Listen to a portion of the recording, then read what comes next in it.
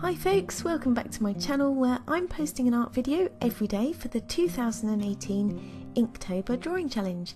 Today is day 19 and the word is scorched. So I thought of a scorched desert and with my animal theme came up with the idea of painting a camel. For the painting today I chose to use my Ecoline inks and swatched out the colours I wanted to use by looking at my reference picture. I also had to think about how I was going to tackle this painting and decided on the techniques I was going to use as well. So if you like this video, please give it a thumbs up and consider subscribing if you haven't already, as well as hit the bell icon if you don't want to miss out on any future videos. If you've got any questions or comments, please also feel free to drop them in the section below because I do read and respond to all of them and really appreciate all your kind words of encouragement and support. So on to today's painting. My aim for today was to do just a hint of colour for the background and use the wet on wet technique to drop a small amount of diluted ink onto wet paper. My aim for the camel itself was to go for a more traditional method and layer my colours using the wet on dry technique. I thought that since there was quite a lot of fine detail on the camel and the items he's carrying, that this method would be the best one to give me the control I needed. And when I studied my reference picture, I also noticed that there were quite a lot of different shades of brown throughout the photo. So by using this wet on dry method, I could add those multiple transparent layers to get the hues, tones and values that I needed. So I began with the camel's head and neck, having decided to leave the eyes until this area was dry, since because the details on this area were so small, I didn't want any ink to bleed out and spoil the rest of the face.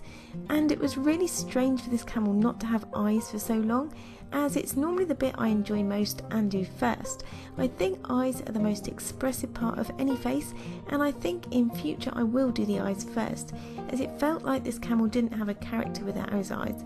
Maybe it would have helped the painting along if I'd done his eyes first, but let me know in the comments if you enjoy painting animals or even faces, whether you draw the eyes first or leave them till the end. So once I mapped out most of the head and neck, I then moved down to the camel's body and added some pale beige tones as a base. Now, one thing I would say when working in layers is that it's important to study your reference picture if you're using one, and help you pick out at the start any areas that are the same colour and work on your painting as a whole.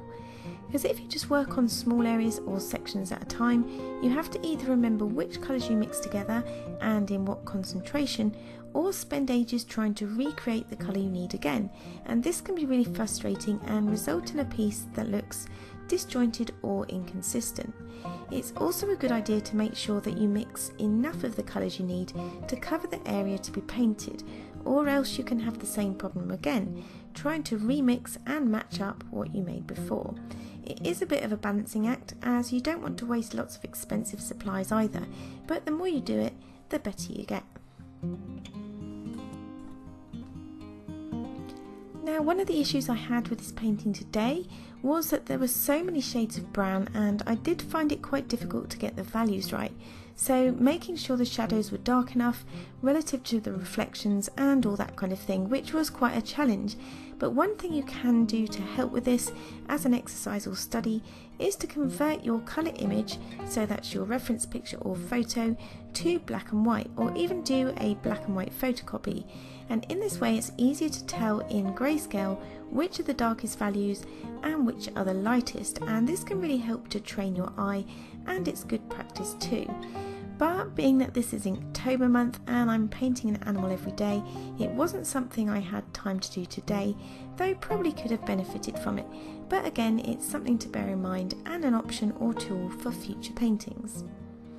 But on the whole, I did really enjoy this more traditional painting style today.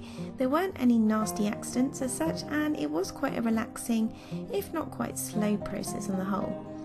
I'm still not really sure which style, method or technique I like best yet, or which painting is my favourite so far, as I've enjoyed experimenting with lots of different things and there's still a couple of weeks left to go. But let me know in the comments if there's a new style or technique that you've tried and really enjoyed using.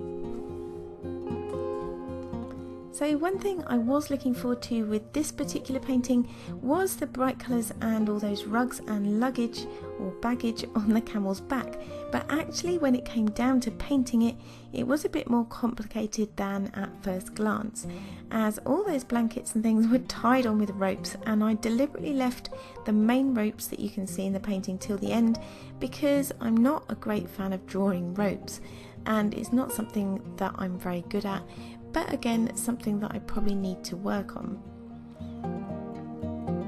So this area did take quite a little bit of time, and then I had to use a really fine paintbrush just to get in some of the details on the ropes, and I think probably if anything this was the main area that let the painting down, because close up it's really not that accurate, as I tend to lose patience with rope. But anyway, once that was done, it was then time to move on to the camel's face again and fill in those nice big dark eyes and all those eyelashes.